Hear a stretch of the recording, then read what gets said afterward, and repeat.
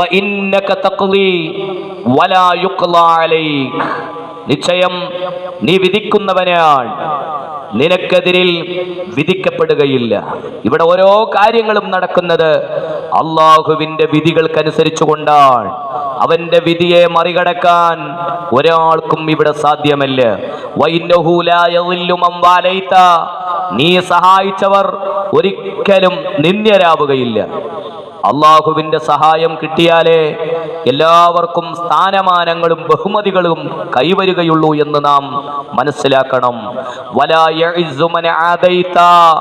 നിന്റെ എതിർപ്പിന് വിധേയരായവർ ഒരിക്കലും ഉന്നതമായ സ്ഥാനങ്ങളിലേക്ക് എത്തുകയില്ല.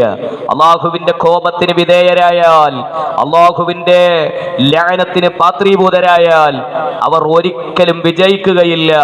ഉന്നതമായ സ്ഥാനങ്ങളോ ബഹുമതികളോ അവന് തേടി വരികയില്ല.